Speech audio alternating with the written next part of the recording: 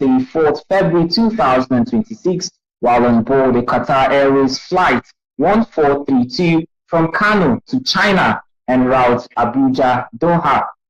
Acting on credible intelligence, and the LEA operatives at the Abuja airport demanded that the suspect be deboarded, following which he was taken for body scan. The result confirmed the suspect ingested illicit drug. He was thereafter placed under observation, during which he excreted a total of 52 pellets of cocaine that weighed 735.95 grams. In his statement, Ibenu said he was into business on Lagos Island before relocating to Guangzhou, China in 2014. The duo of Mbangu Martin Snake Kadi and Ngoma Wilson Fernando, both Angolans, were intercepted on Wednesday, 4th February at the screening point of the departure hall of Malam Aminu Kano International Airport, Kano, during the outward clearance of passengers going to Istanbul, Turkey, via Addis Ababa on Ethiopian Airlines flight ET940. When they were taken for body scan, they tested positive for ingesting illicit drug. As a result, they were kept under observation for possible excretion. While Mbango excreted a total of 76 wraps weighing 920 grams in 7 excretions, Ngoma expelled 108 pellets that weighed 1.33 kilograms in 5 excretions. During interview, the suspects, who hail from Hoji Yahenda in Luanda, the capital of Angola, claimed they were recruited by a Luanda-based automobile spare parts dealer who promised to pay them $3,000 each upon successful delivery of the consignment in Turkey. Attempts by convicted drug kingpin Olasupo Michael Oladimeji to extort 1.10 kilograms of cocaine concealed in processed cassava granules, popularly known as Gari, to London, United Kingdom, on a Virgin Atlantic flight has been thwarted by at the Murtala Mohammed International Airport, MMIA, Ikeja, Lagos. Olasupo is presently serving a 5-year jail term at the Ikoyi Correctional Center, Lagos, after NDLEA arrested him in 2025 in connection with a case of unlawful conspiracy to export 17.90 kg of cocaine, and was successfully prosecuted, convicted, and sentenced in charge number FHC L925C 2025, Omilade Street, Mafoluku, Oshodi, Lagos. Initiated the latest scheme from behind. It was, however, uncovered on Thursday, 12th February, when NDLEA at the export shed of the Lagos airport intercepted a consignment of compressed block of cocaine. Dedeji Yusuf Bonlaho, who presented the consignment for export, was promptly arrested. Investigations revealed that Olasupo Michael Oladimeji initiated a trafficking scheme from prison and directed Yusuf to pick the consignment at a location in Oshodi. A similar attempt by 44-year-old estate surveyor Adelaja Taiwo Adetayo to export 1.70 kilograms of skunk concealed in 5 jerrycans to the UK was equally frustrated by NDLEA operatives at the export shed of the Lagos airport. The cargo agent, Mustafa Kudus Opeyemi, who presented the consignment for export, was initially arrested, while a follow-up operation led to the arrest of Adelaja at Ahmadiyya area of Lagos on Monday, 9th February. In Abuja, NDLEA operatives on Thursday, 12th February, intercepted a radio package sent from Enugu containing children's toy guitar. A search of the guitar revealed that it was used to conceal 2 parcels of Canadian loud, a strain of cannabis weighing 59.2 grams. A follow-up operation led to the arrest of the owner of the consignment, Henry Onima, at Dream City Estate, Life Camp. In Lagos, NDLEA officers on Friday, 13th February, raided a 4-bedroom duplex at 2 Alexandra Terrace, Ikate, Elegushi, Lekki, used for the production and storage of Colorado, a synthetic cannabis. The raid followed the seizure of 73 cartons of nitrous oxide at Iyare Motor Park, Aja Ekpe Expressway. a consignment intended for Benin City, Edo State. The driver of the vehicle moving the shipment, Amos Innocent, was arrested, while Victor Oyedeji was nabbed at the Lekki home where 13.2 kilograms of freshly produced colors was recovered in addition to precursor chemicals. A notorious female drug leader in Ibadan, Oyo State, Oluwayemisi Buni, was on Wednesday, 11 February, arrested at her enclave in Hope Alakia area of state capital. Recovered with 1.189 kg colors skunk, 320 grams of methamphetamine, monetary exhibit of 2,975,000 naira, and 2 cars, a navy blue Toyota Matrix Mark JGJ 629FQ and a sky blue Toyota Matrix car with registration number LND 602AQ. No fewer than 105,400 pills of tramadol were recovered from the suspect, Kamilu Abdullahi, when his J5 vehicle marked DTM 765XE was intercepted by NDLEA operatives at Bode Saadu area of Kwara State on Thursday, 12 February. In Edo State, 5 suspects, Mutula Mohammed, Abdul Kadir Idris Mohammed, Ufoma Edafi, Anthony Agati, and Emmanuel Owaba Camp, Olumoye Forest Government Area, were 503.5 km, Lagos, Edo, Kwara, FCT, and Oyo commands for the arrest, seizures, and their professionalism. Uba Marwa retired and joined them and their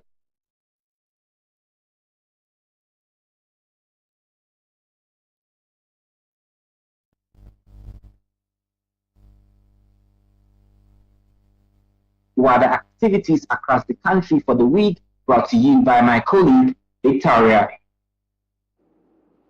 Thank you, Ruben. My name is Victoria Ejide, and here are some of the wider activities across the country for the week. Nigerians' fight against substance abuse is increasingly driven by education, inclusion, and community involvement through the National Drug Law Enforcement Agency's WADA's initiative. This comprehensive campaign combines enforcement with prevention and rehabilitation, emphasizing that informed communities are better equipped to resist drug abuse by consistently conducting awareness activities in schools, markets, motor parks, and places of worship.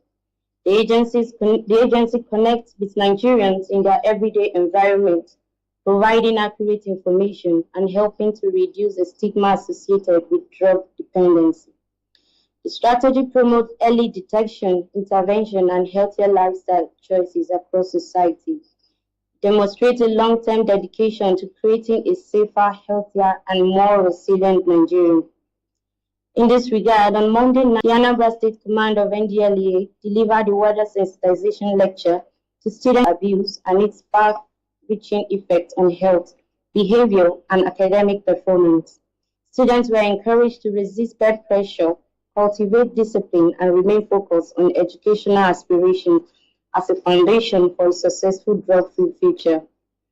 Similarly, the Lagos State Strategic Command conducted a wider advocacy lecture for students and staff of Ajumomi Senior Secondary School, Moshin. The section underscored the physical and psychological consequences of drug misuse and urged learners to make informed decisions, uphold moral values, and prioritize their academic goals. Building on the day's outreach efforts, the Oyo State Command delivered a wider sensitization lecture to students and staff of Anglican Grammar School, Atenda of Bomosho. Officers highlighted the dangers of substance abuse and emphasized the importance of integrity, self-control, and dedication to studies as essential pillars of personal growth and societal contribution. On Tuesday, 10th February, the Kano State Strategic Command delivered a wider enlightenment lecture to students and staff of Upper Basic School, Dala, social and legal consequences of drug abuse. Participants were educated on the risk associated. Further strengthening its sensitization drive in the Northwest, the Jigawa State Command, Berin Kudu, Officers highlighted the importance of informed decision making, positive peer influence, and strong moral character in preventing drug abuse among young people. The students and staff of Blooming Minds Model School, Tungamina, the engagement emphasized personal responsibility, resilience, and commitment to academic and moral excellence as safeguard against substance abuse. Sustaining the day's advocacy efforts, the NDLEA Zone 2 Command delivered a wider sensitization lecture to students and staff of Government Day Secondary School Yola, Adamawa State. The lecture addressed the adverse effect of drug misuse on student development and encouraged students to make responsible choices aligned with their life goals. On Wednesday, 11 February 2026, the NDLEA lecture to students and staff of Government College Junior 1, Apata, Ibadan, Oyo State. The section reinforced the link between discipline, productivity, a drug-free lifestyle, urging participants to serve as advocates against substance use of Government Girls Technical and Commercial College, Karachi.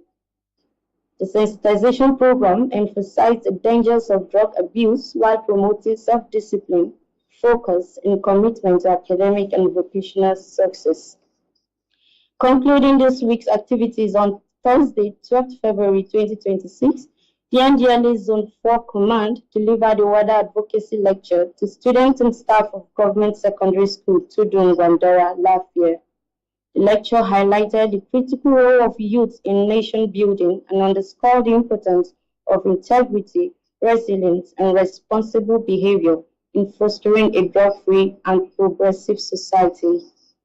That's the update on this week. My name is Victoria, and I hand you over to our host, Mr. Femi Babafemi. All right, thank you very much there, Vicky and Lubem.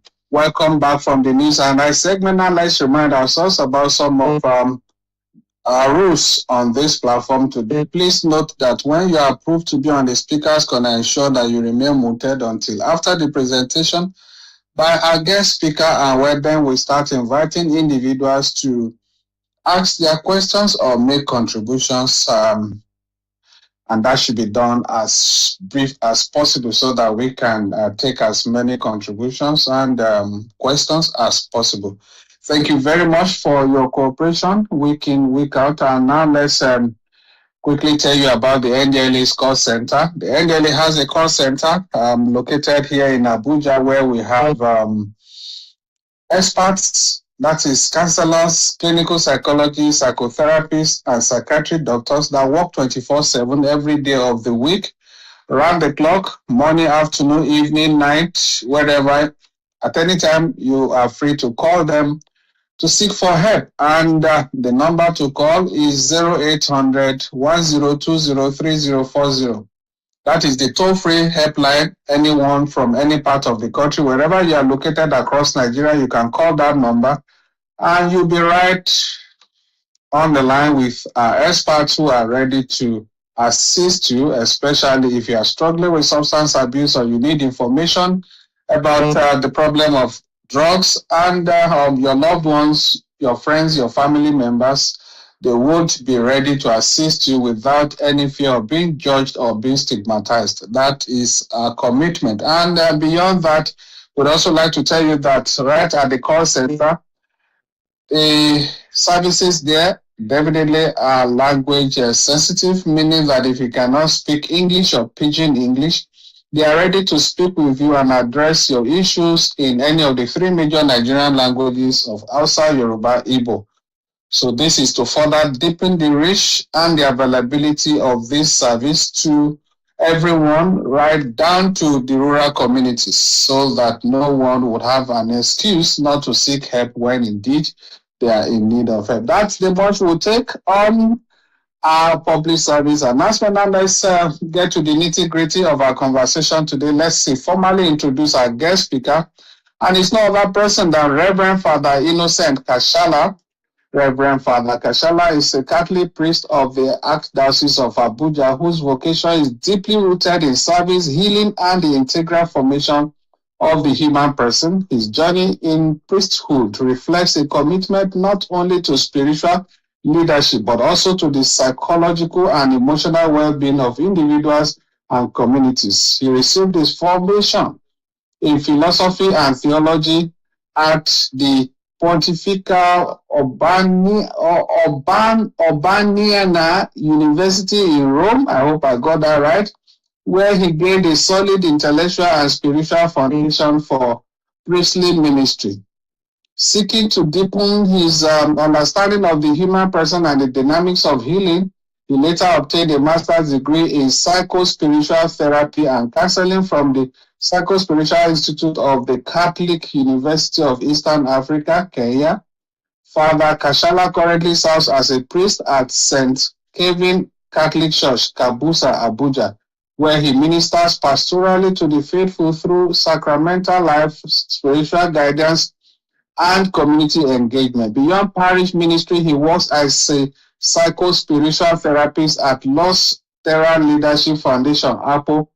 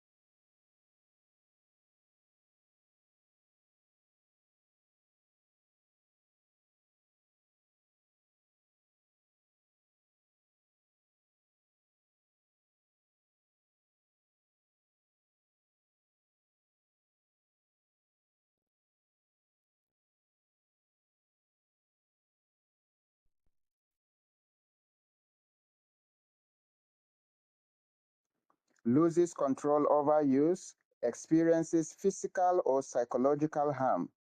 Substance abuse affects the brain, alters judgment and behavior, and can lead to addiction, illness, crime, broken relationships, death, and loss of productivity.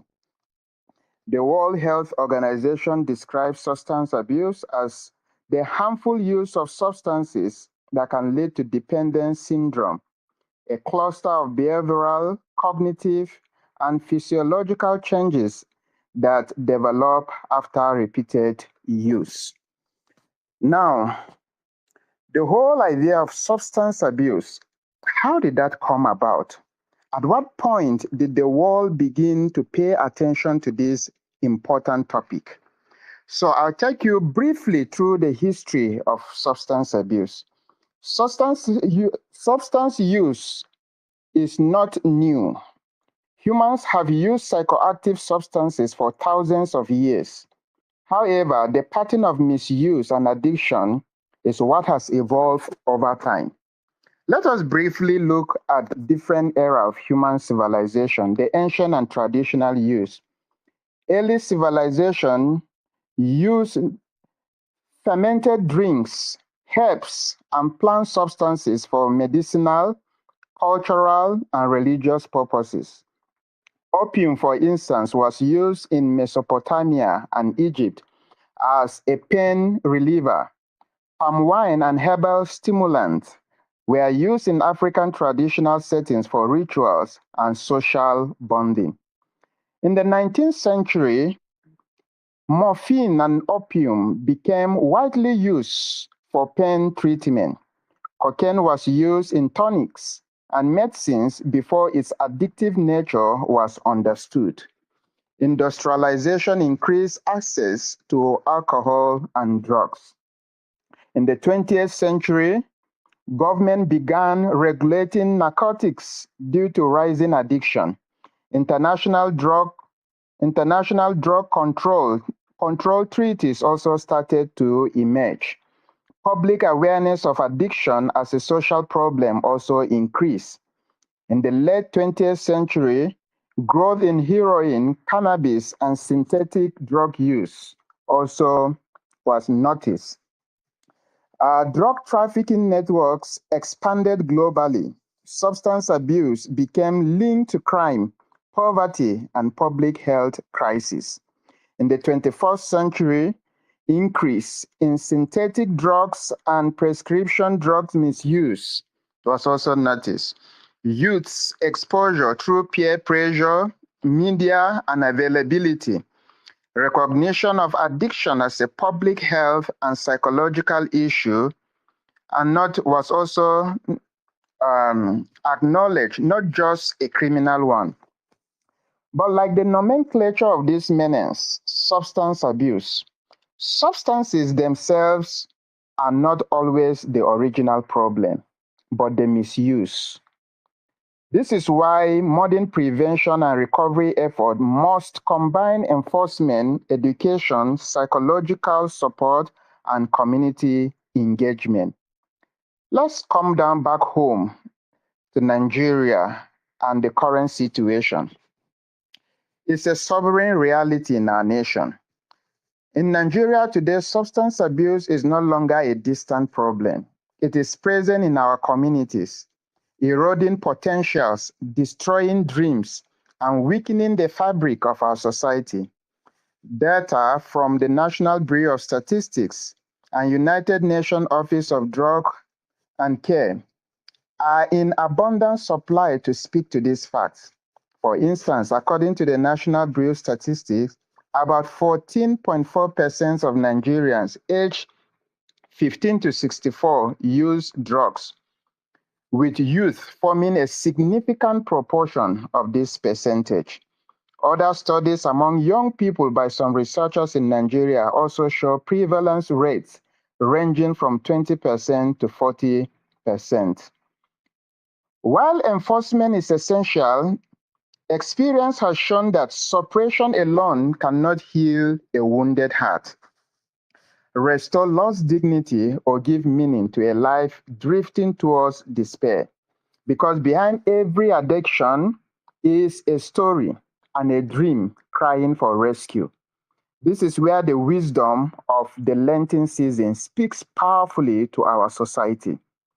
Lent, though a religious practice, intersects beautifully with science and psychology, healing, and transformation.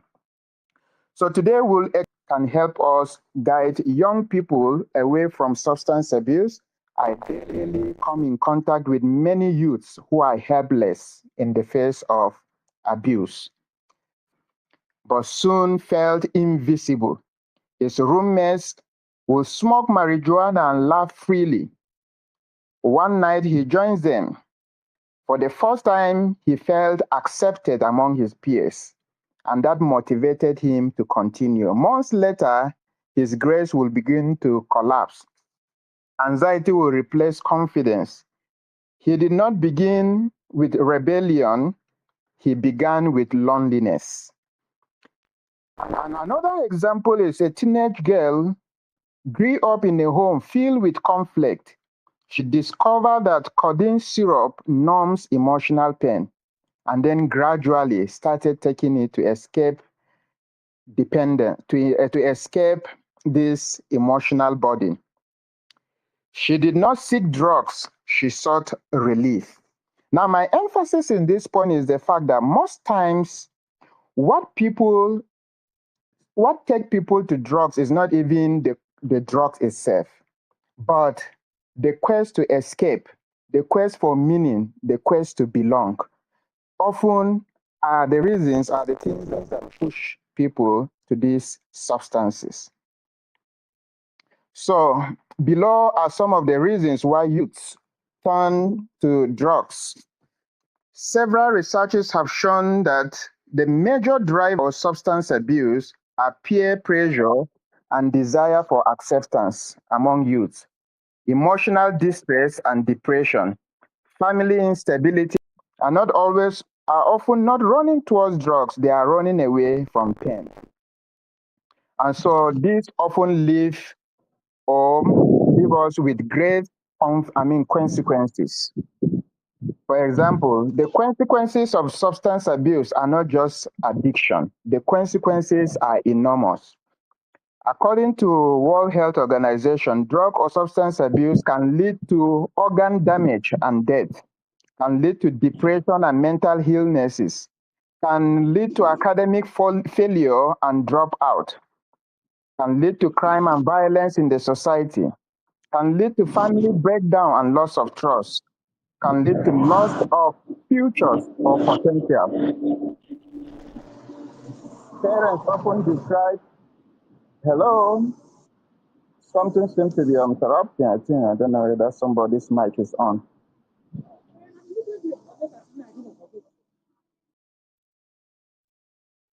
Okay, sorry for that interruption.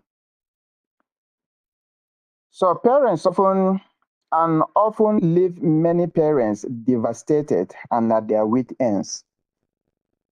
My encounter with parents whose children have found themselves in this mess had shared with me and expressed severally that losing a child, that addiction is like losing a child while we are still alive.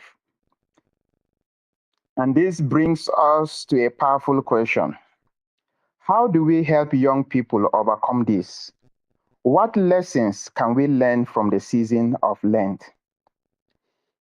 Lent is a 40-day period rooted in Christian tradition that calls for repentance, change of heart, what we call in Greek, metanoia, change, discipline, spiritual renewal.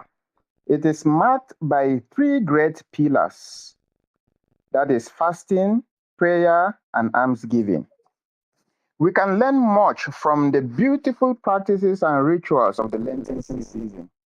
These practices are not merely religious rituals, they are timeless tools for behavioral transformation and personal growth.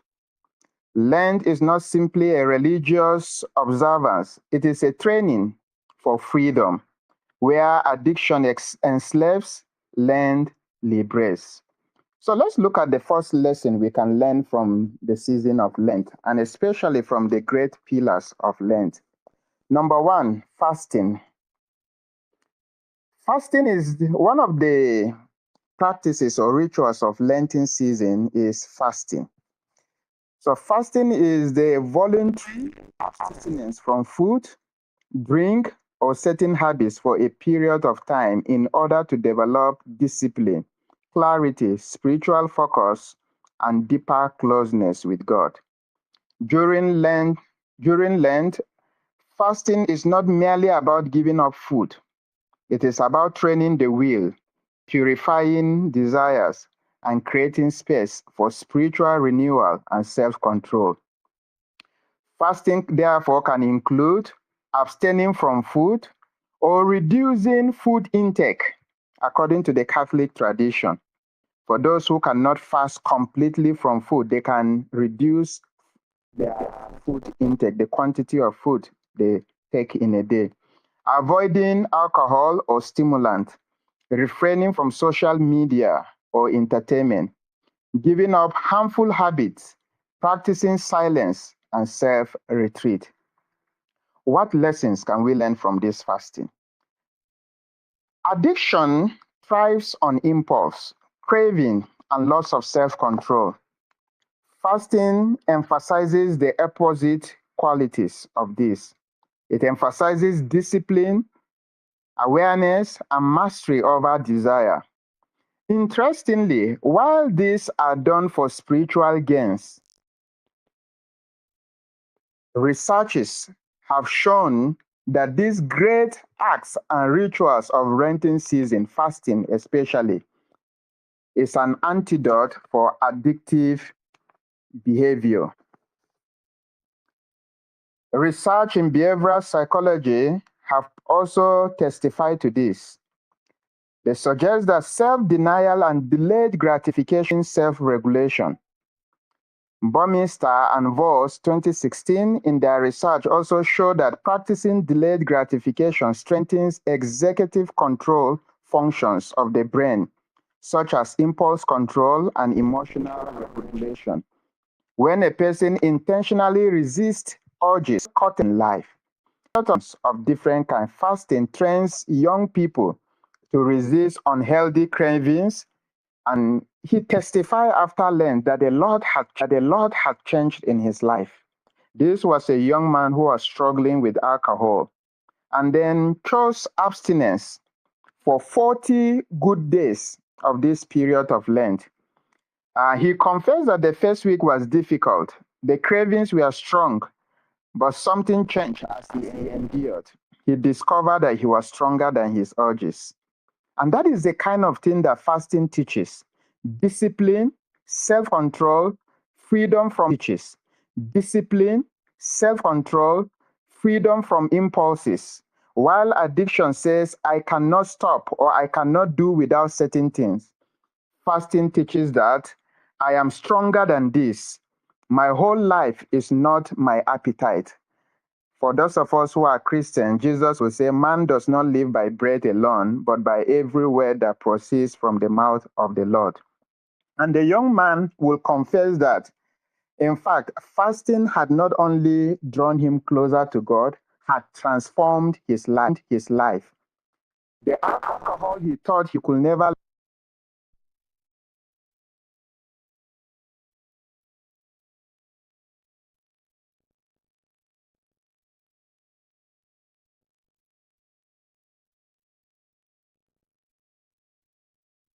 ourselves to eat, and help young people also avail themselves to eat.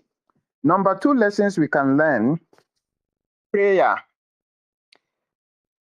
Prayer is the raising of our hearts and minds to God, or the seeking of good things from Him, according to the Catechism of the Catholic Church. It includes adoration, meditation, contemplation, liturgical prayer, vocal prayer, praises, and even novenas. Prayer is a focused spiritual practice that engages attention, emotion, and intention. Neuroscientist Andrew Newbeck has shown also through his own investigation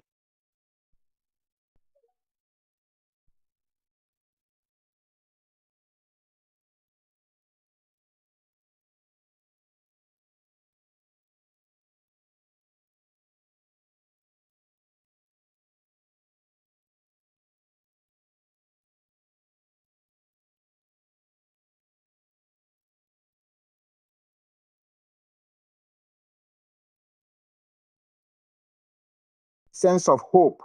It gives a sense of meaning, and it creates a sense of faith in oneself, in the future, and even in God, to be able to help man rise above his challenges, his difficulties, his trials, his challenges, and things that can easily make him find solace in drug abuse. So many youths use substance abuse sometimes to silence pain. But pain can only be silent. Is pain silent? Little wonder powerful critics like Karl Marx will say religion is the opium of the poor. Well, this is not a matter for debate here, but an emphasis on the fact that religion or prayer has been to be antidote to addictive behavior. What drugs numbs, prayer releases and heals. And for many people, it restores some kind of hope and peace and inner peace. And sometimes you see people come and peace and inner peace. And sometimes you see people come out from worship session like that and said, "Oh, I feel refreshed. I feel empowered. I feel strengthened."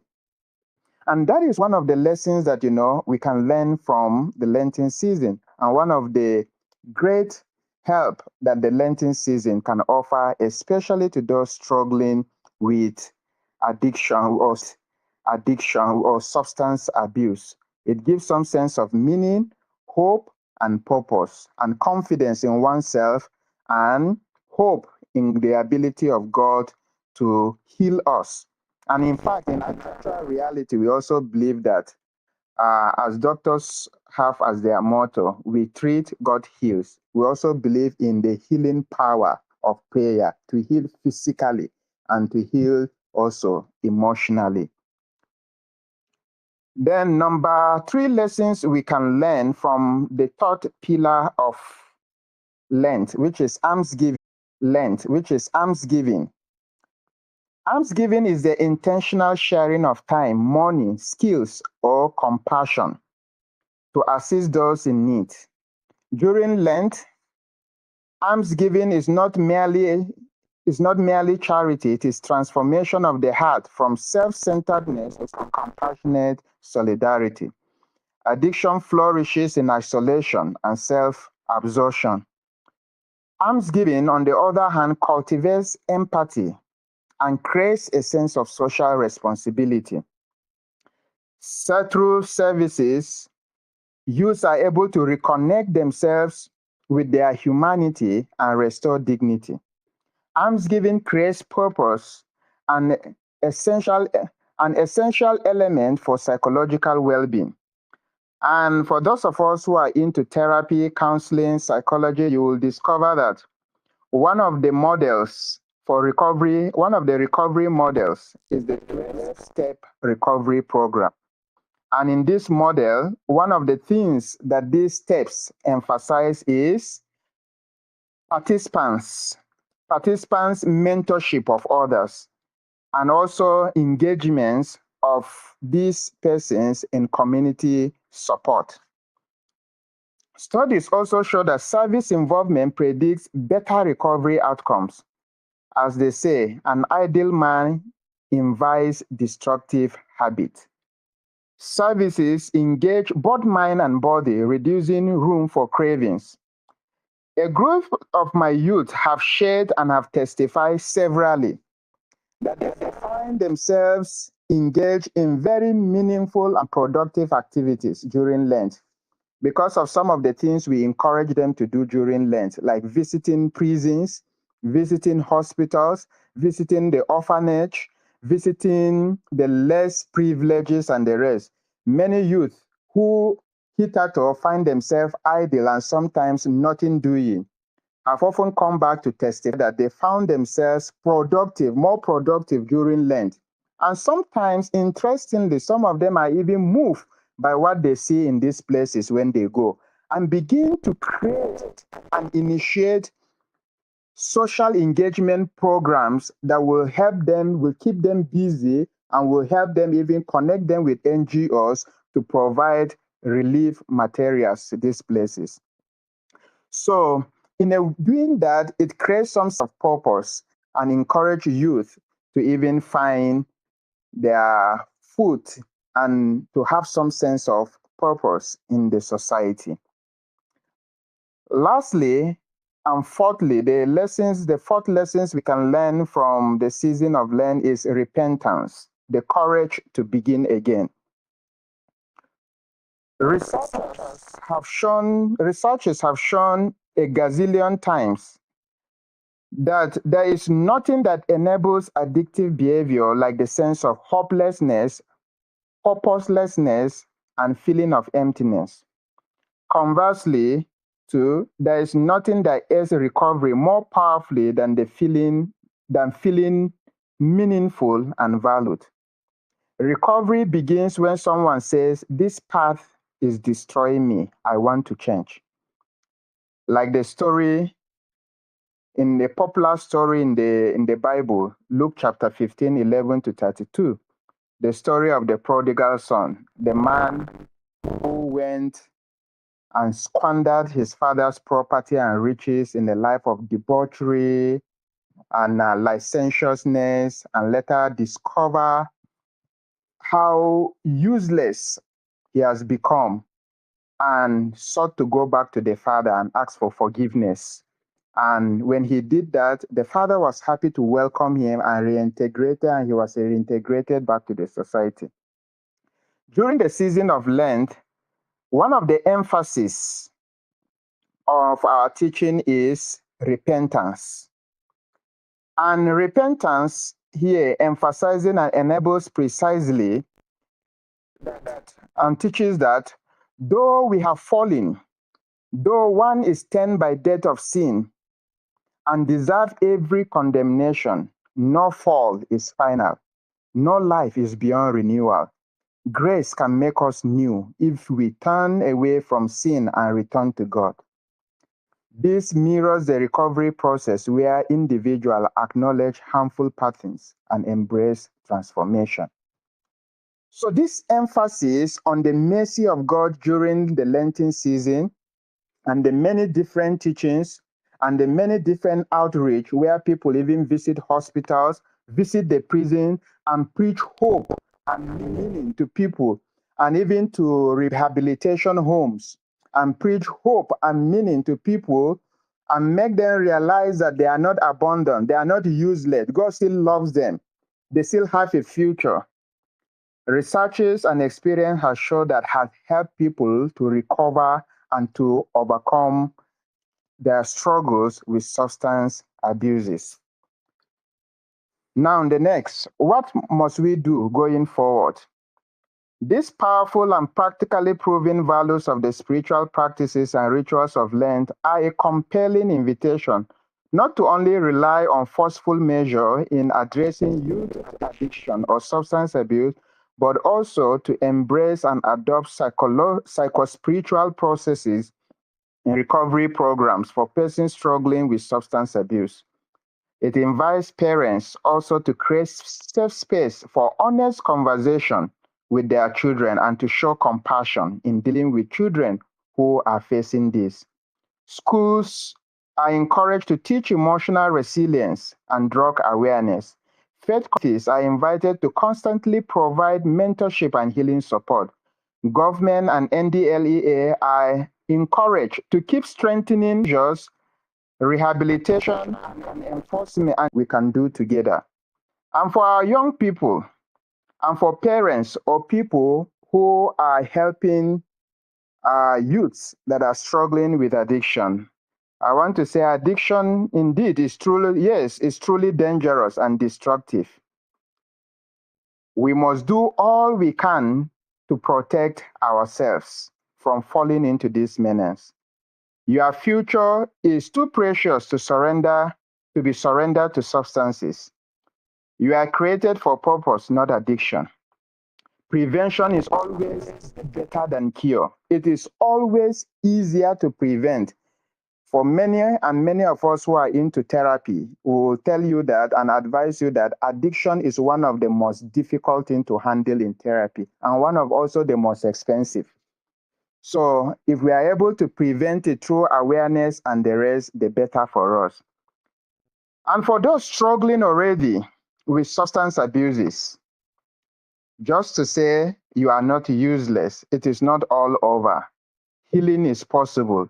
Grace is powerful, and the future still has much to offer to you. Don't give up yet. Choose life. Choose freedom. Choose your future. Thank you for listening, and God bless you.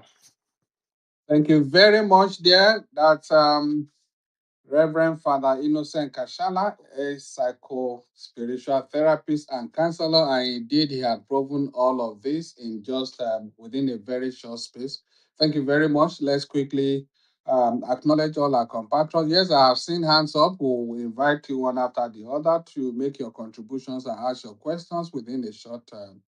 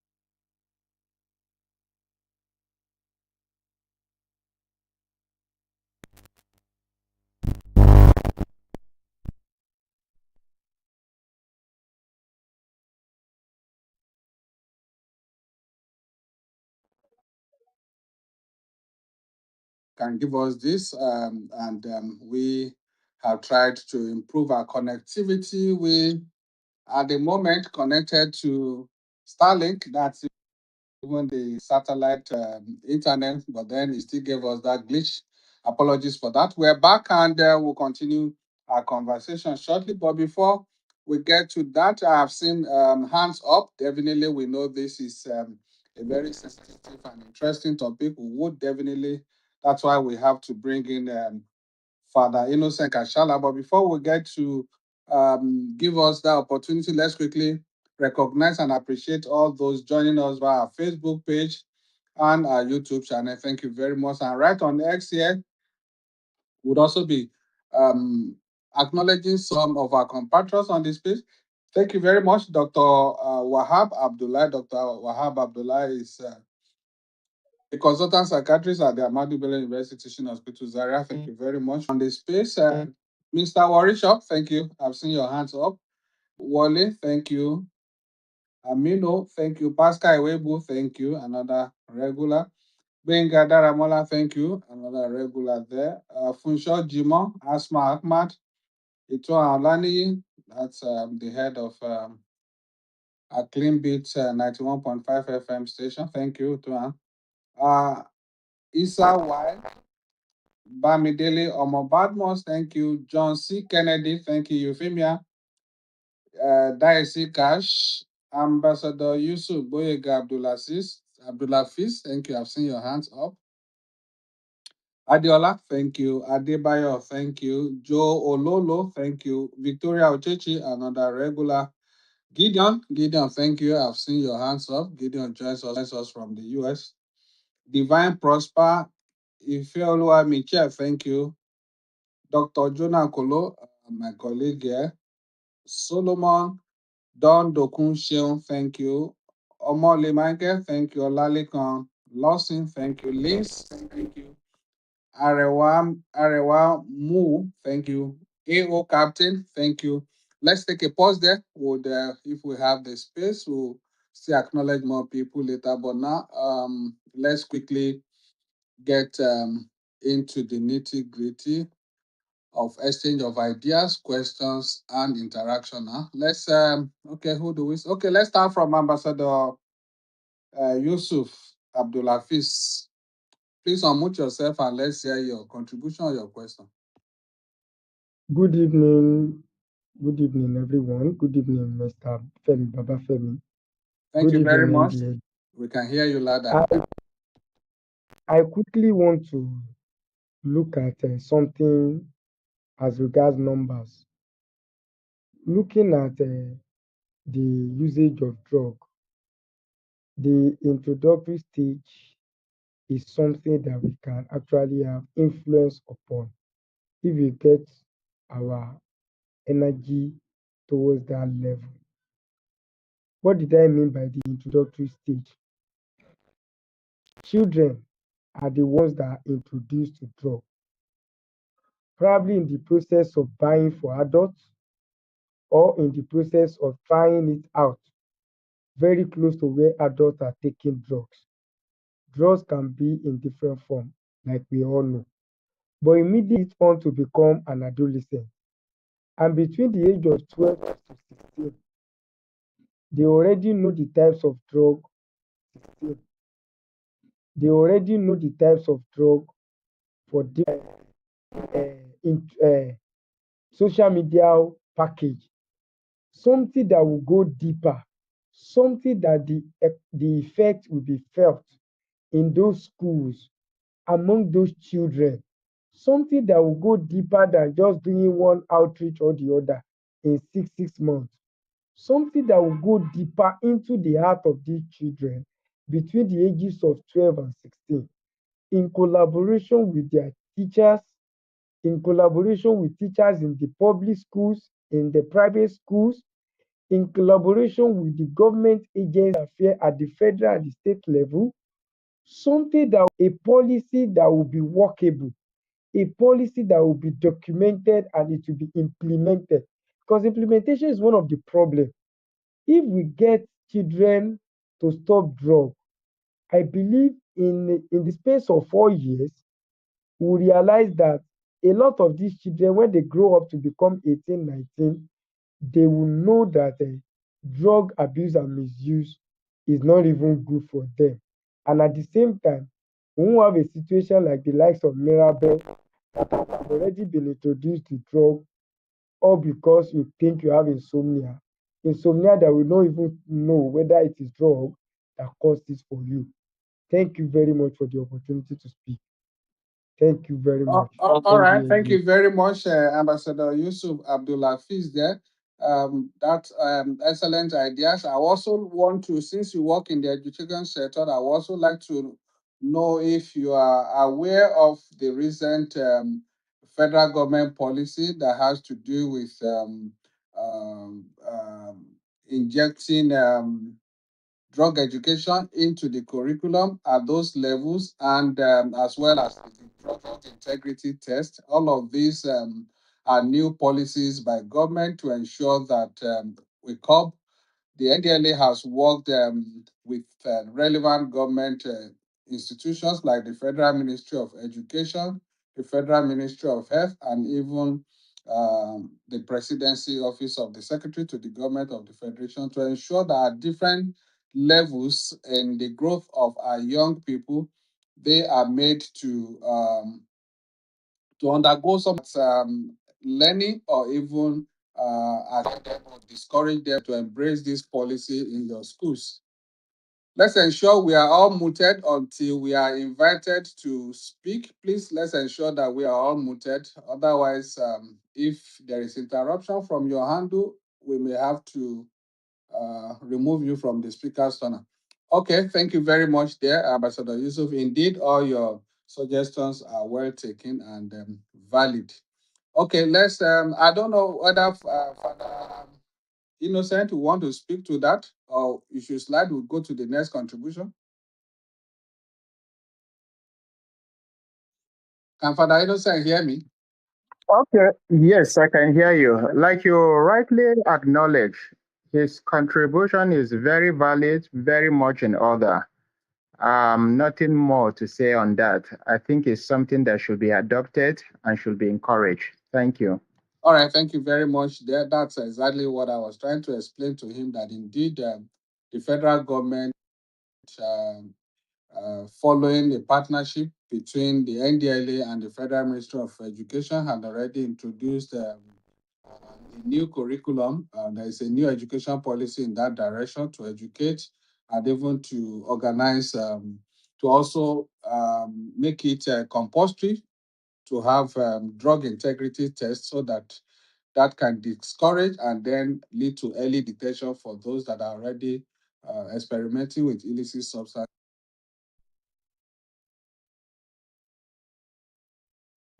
in the tertiary institutions, and even when they have to get jobs into government establishments. This is also a mandatory thing at the moment.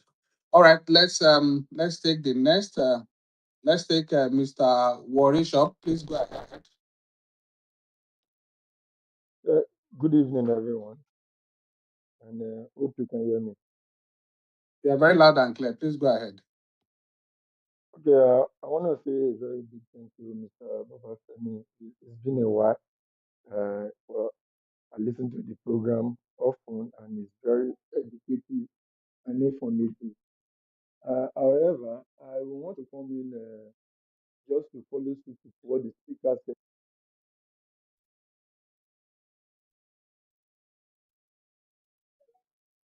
And Mr. Warishop, thank okay, God okay, we that are back now. the Reverend Father come to talk now. The Catholic is a very big person, and I'm very happy to hear that during Lent we discussed the issue of drug awareness. However, like the last speaker said, this thing shouldn't just be a thing of the school and maybe the religious houses. I can tell you for free that it should be as early as sex education. Like we narrow sex education to age 6, age 5, or even for me, it's as soon as my child can talk or can hear me. I tell my daughter that you are a girl, you cannot date with my son in the bedroom at the same time. You are different. This is why you are different. So sex drug awareness should be as early as that. Don't touch paracetamol because it is bad. Don't touch ibuprofen because it is this and that. Now, as if these children don't listen, we might think they don't understand. It's about telling you some time ago during this quiz that we had one of these education in my parish where I work with Parish CPG in Warri. And what we find out among the teenagers, among the youth is mind blowing. So we just need to catch them young, like the father said, and the last speaker. We need to educate them young because sometimes talking to an adult person need more work and a lot of spiritual backing. Because in Nigeria we like prayer, a lot of spiritual backing than talking to the toddler, the teenagers, telling them the preventive method, not going to it, the dangers. my wife worked in the hospital, and in a month, this woman come back crying like maybe 4 or 5 times of youth between the ages of 25 and 30 that died with organ failure, that died with one illicit drug and all that. We just tell me, my husband, they wrote somebody down on monthly organ failure. How old is the person? 22, 23, 25. You won't believe the rot in the society. So I want to say thank you. I just want to encourage you. You guys are doing a very good work. And maybe I might even my private chat to you because I'm also thinking of repeating that program in the church, talking maybe your office come back again to the parish to come and talk to our youth in one of these services. Thank you. God bless you. I'll be at the listener desk now. Thank you Thank you. very much, Mr. Warishop.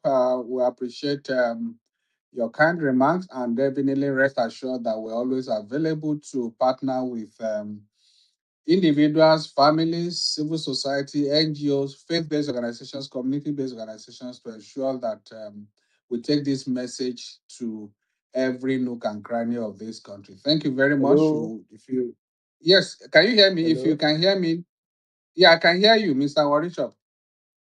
All right, thank you very much. There, that will take from Mr. Warishop. Okay, let's go to the next person. Okay, let's Gideon joins us from the US. Let's have Gideon's contribution. Gideon, please unmute yourself and let's hear from you. Please, can the next speaker go? I'll come back in Oh, 4 minutes' time. I'm okay, sorry. that's perfect. Perfect. Thank you very much. Thank you. Okay, let's have Victoria Uchechi. Lady Victoria Uchechi, please go ahead. Okay, good evening, everyone. Good evening, sir. I don't know if I'm loud Very and loud clear. and clear. Even Gideon can hear you in US. All right, sir. All right. Thank you, sir, for this opportunity. To be sincere, I don't like missing this program or broadcast. Um, I was once in MDLA when I was 7. So I just want to add something. I just want to add a suggestion to what Ambassador Yusuf was talking about. The point he made is actually good. I'm also suggesting if we should consider about. I know some schools, like my school, when I was in secondary school, had this club, mathematics club, English club, and so on. So if we could also introduce In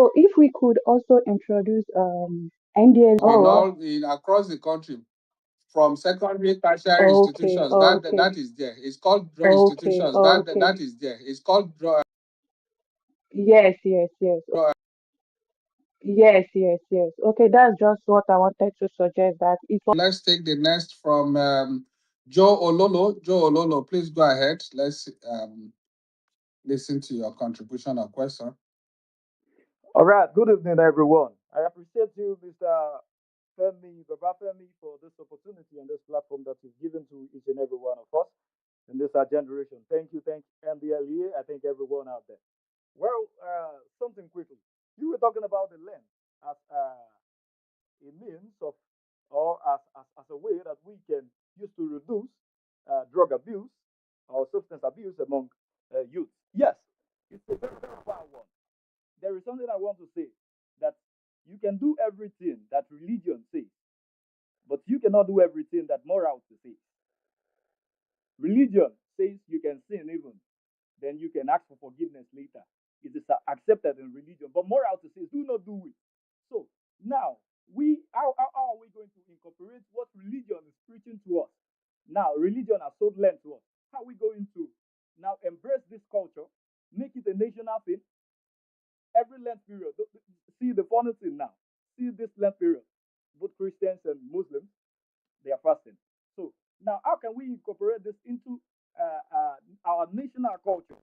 So that, we know that okay, even the government is supporting Lent period as a festive period.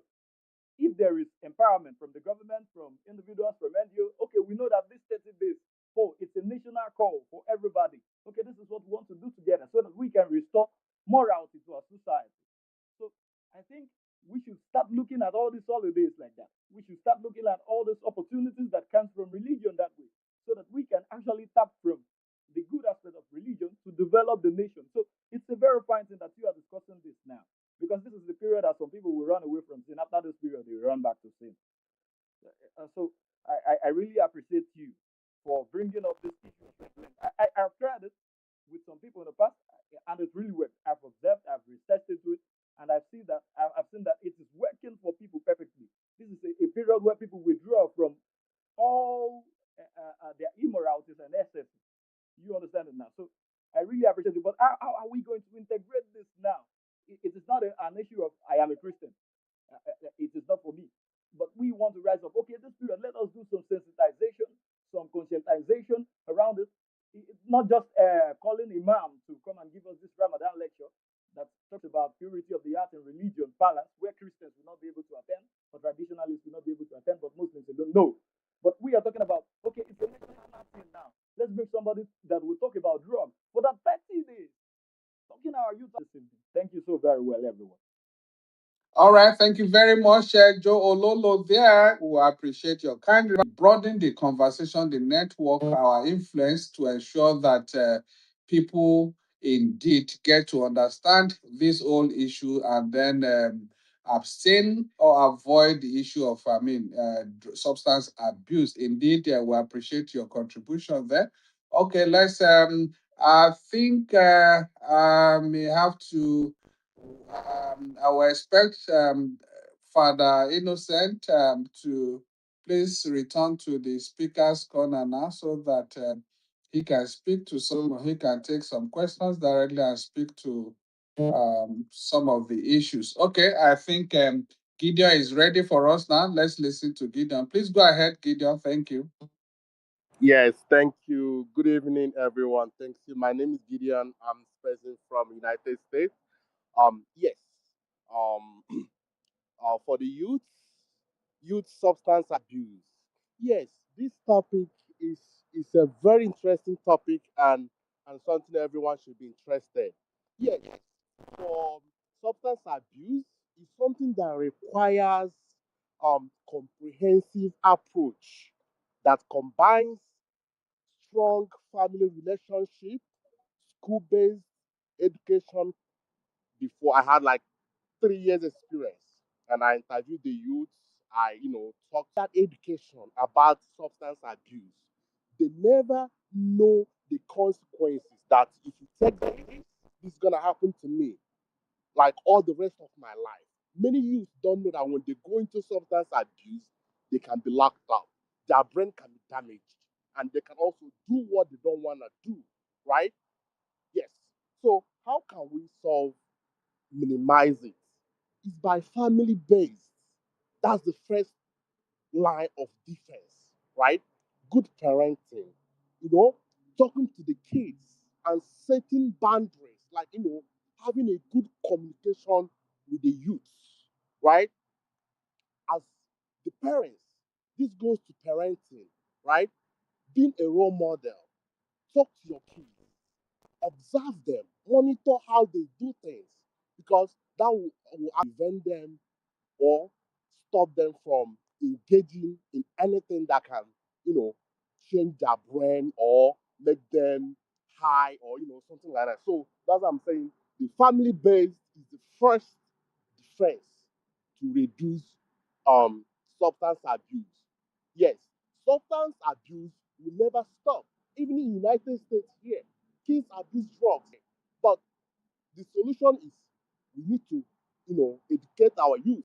It does not mean like, regular drugs in the house, maybe paracetamol, panadol. There are high drugs like cocaine, morphine, or what they call it, what all those things that is that is in Nigeria now. So the government should increase that momentum to stop the people, to stop the adults that are bringing it into our country. Because if they don't bring it, these youth will never have access to it.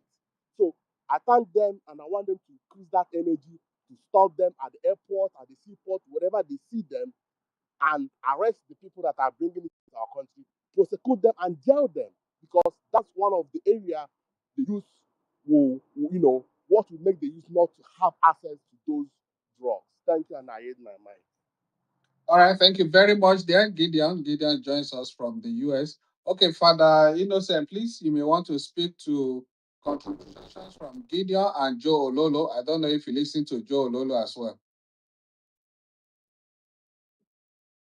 Can Father Innocent hear me? Okay. Okay, yeah. Yes, I can hear you.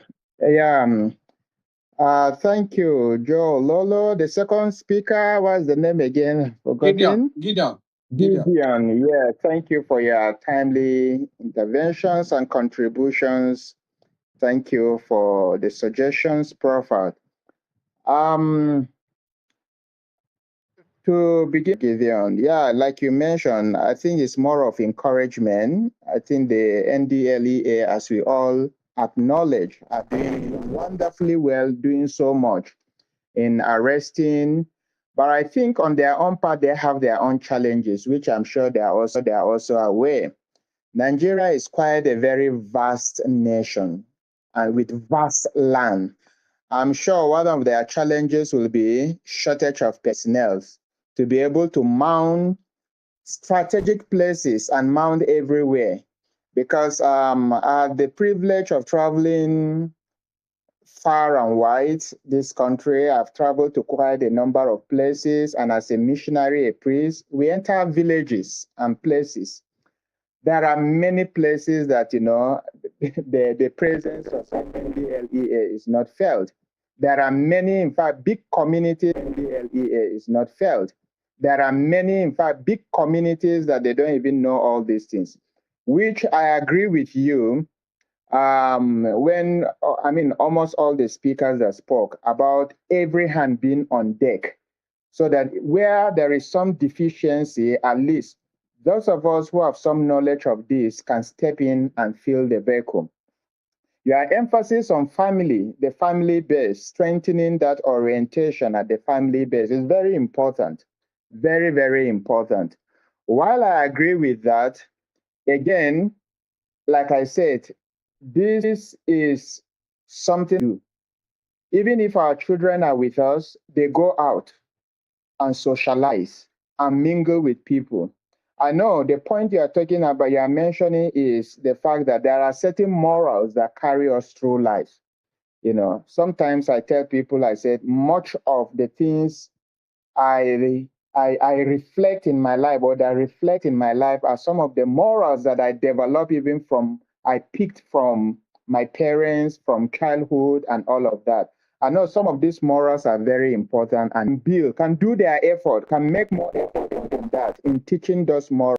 It may not yield 100% result, but at least it will yield something more than average. So that's a wonderful contribution. And the aspect you've talked about, intensifying effort in arresting and discouraging people who peddle the importation of these drugs, these substances, internationally and locally, I think that will also serve as a good as a deterrent to many people who may want to delve into that.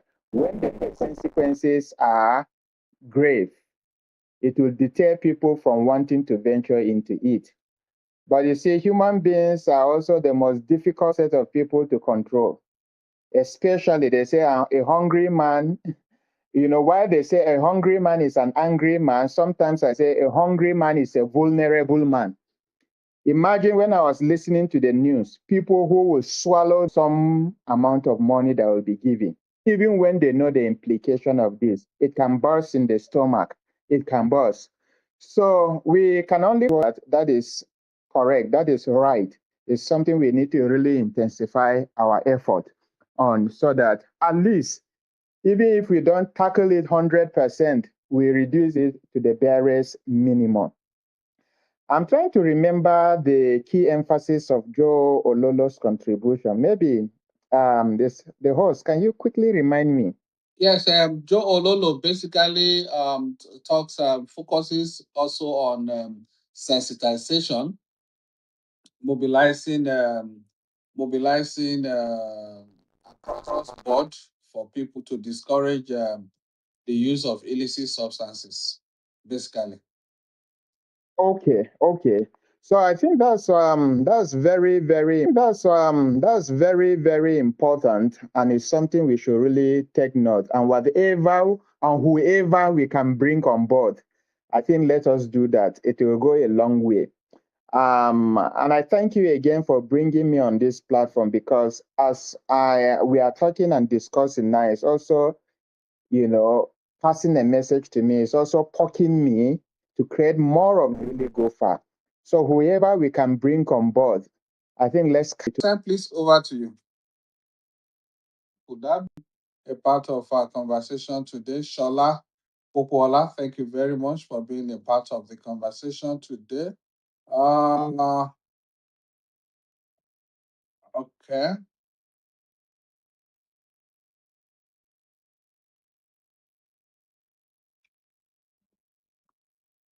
Okay, sorry. I guess it was.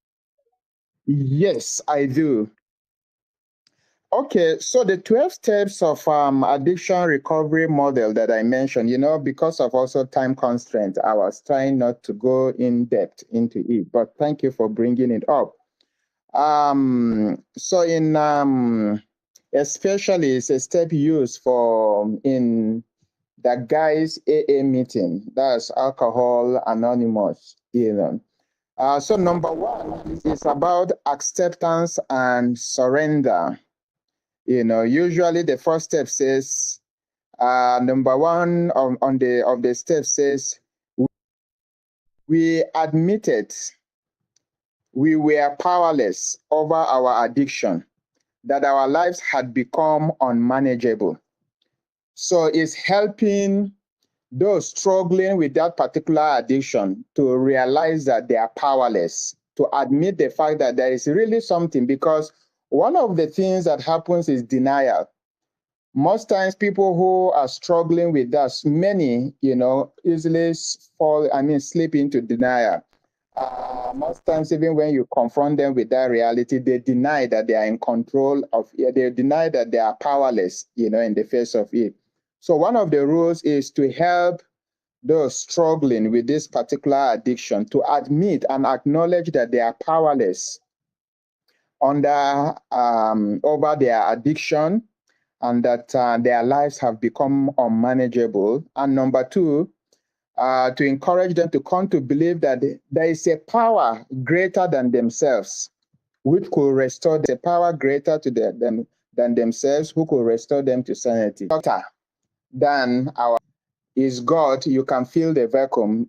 So to help the candidate acknowledge that, yeah, even though they are helpless under this situation, them restore their sanity. And number three is to make them God as we understand, and to take care of that being, that supreme being, as they understand it. So now that you acknowledge that, okay, there is a being that is greater than you, even in the face of your powerlessness, to surrender yourself to that being, trusting that this being will help you, will guide you. And this is where, again, if you are a Christian, you can bring in the attributes of God, what God is to us, and see how that can make sense to whoever that is also acknowledging and making this decision. Then the other phase, which is number 4 and 5, is self-examination. For example, the number 4 rule is about made a searching and fearless moral inventory of ourselves. It helps us to make what? A fearless moral inventory of ourselves, where people struggling with this are encouraged to make some kind of inventory of different aspects of their lives and things they are struggling with. And they can actually make it concrete by writing them down, and then sometimes also being open and free to share it at the meeting. Number 5, to be able to get them admit to God, admit to themselves and to other human beings the exact nature of their wrongdoings. So number 5 is about saying, I admit to God, I admit to myself, I admit to other humans the exact nature of my wrongdoing. Then the third phase is about readiness for change. So number 6 and 7 of these steps fall under that. That is helping the persons struggling with addiction to become, number 6, entirely ready to have their defects or character removed, the defects of their character removed. And number 7, that, to humbly ask whoever that is struggling with this particular addiction to see how they can remove their shortcomings from their lives and from that inventory that they have made of themselves. Then the 4th stage, which is repairing relationships. So number 8 rule or step of this is to see how you can help the person struggling with this addiction to be able to make a list of all the persons they had harmed and to become willing and to be able to, make amends with these persons, to be able to make amends with these persons. Number 9 of it is to be able to make direct amends wherever possible, except when to do so will injure them or others. This, of course, the usage of this step must be guided. So you don't apply the rule. You need somebody in as a result of these other steps. We try to carry this message to others and practice these principles in all our affairs. That's the point that during my presentation, I was making connection with almsgiving, almsgiving that calls for charity. Haven't yourself been able to go through these steps and have gained some kind of sobriety or mastery over your defects? You are able to also be a source of strength and healing to other people by the seminars by carrying out some initiating seminars, visiting rehabs, sometimes to even speak to those who are in those situations, and visiting prisons, to meet people who are struggling with some of this addiction that in fact had even taken them to prison and all of that. So these are the 12 steps of the recovery program. All right, thank you very much there, Father Innocent. Let's quickly take another contribution. Question now from DM. This one is from Victor. Victor is saying, I want to first appreciate the NDLA for seeing the value and the sense in the need for our religious leaders to get fully involved in this whole process of campaigning against substance abuse by young people. I was part of last week space when you brought an Islamic cleric, and I'm glad today you brought a Catholic priest to speak on these issues. So my direct question to Father Innocent is, beyond the lessons learned during Lent, how do we continue to guide our youth even after the season ends to ensure that they don't go back to the same problem even after the fasting period? Thank you. All right, thank you very much, Victor. Yes, Father Innocent, that's for you. Our churches and our different organizations, we can think of also bringing or creating platforms where youth can come together and deliberate or share their thoughts on issues like this, or faith-based issues around prayer, around fasting, around almsgiving that can help them, to stay in line with the rich benefits acquired from the Lenten period or the Lenten season. So there are quite a lot of things that we can do.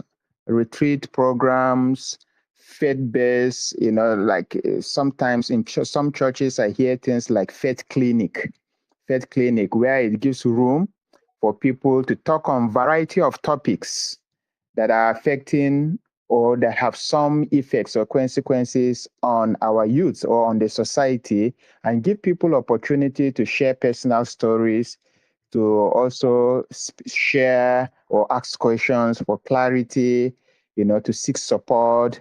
We can also develop intentional counseling programs from time to time, even around our parishes.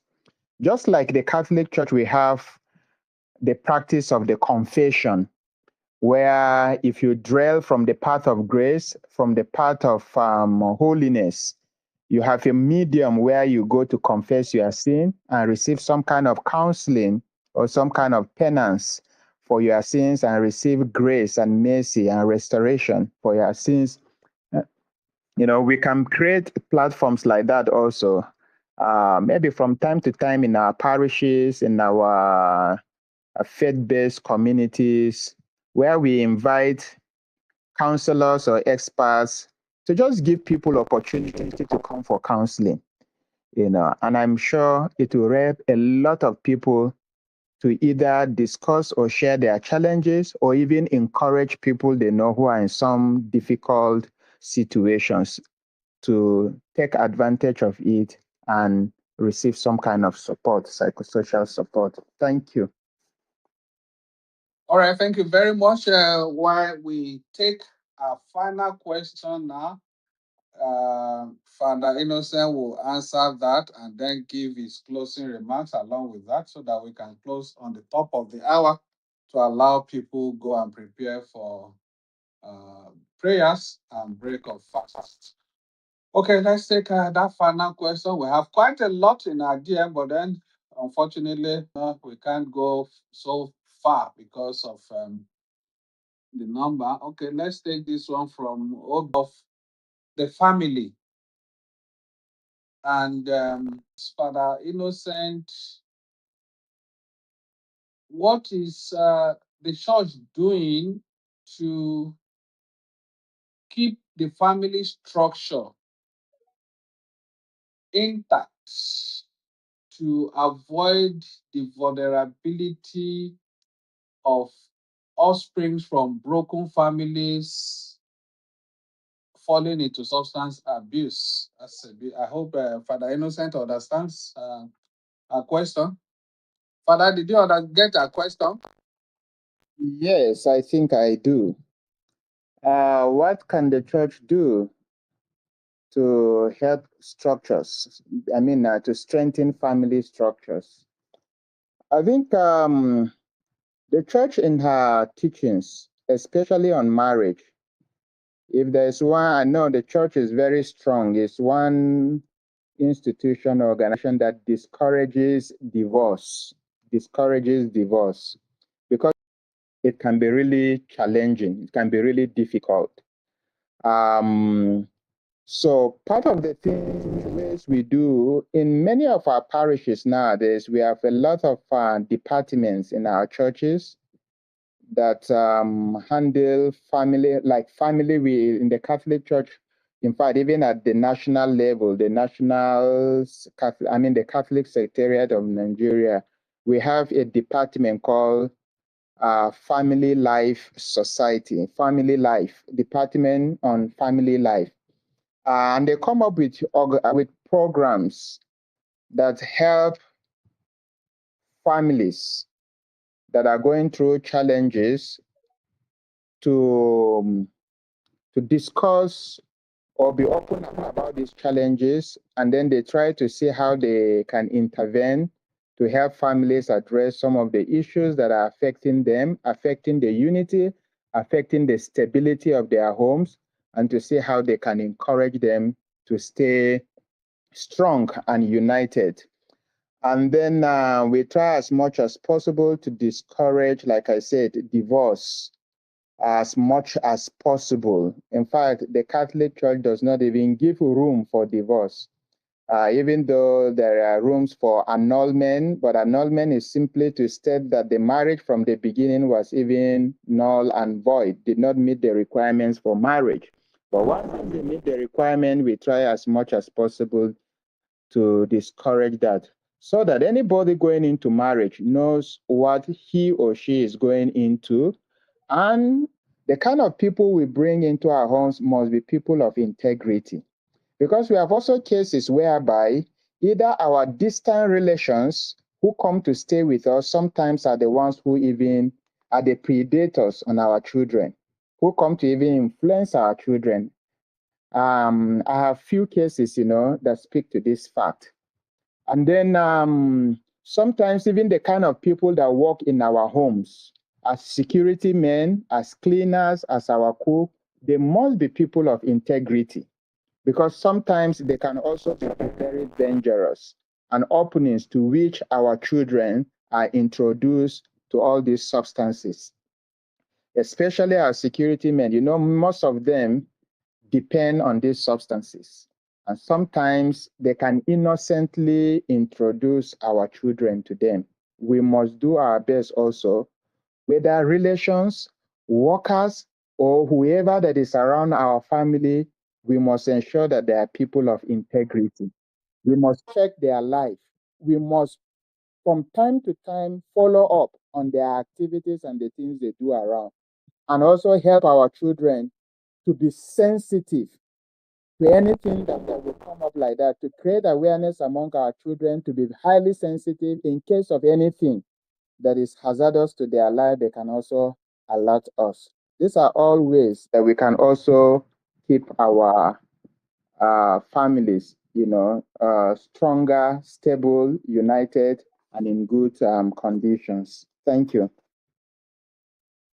All right, thank you very much. It's been 2 hours with Reverend Father Innocent Kashala, psycho-spiritual therapist and counselor. Indeed, Father Innocent is a Catholic priest of the Archdiocese of Abuja, whose vocation is deeply rooted in service, healing, and the integral formation of the human person. His journey in priesthood reflects a commitment not only to spiritual leadership, but also to the psychological and emotional well-being of individuals and communities. Indeed, Father Innocent had proven all of this in his presentation and responses to questions and contributions, and a lovely weekend. Thank you very much, sir. Mr. Femi Babafemi, the NDLA's Director of Media and Advocacy, for guiding us throughout today's program. For more information about the NDLA, our listeners can visit our website, www.ndla.gov.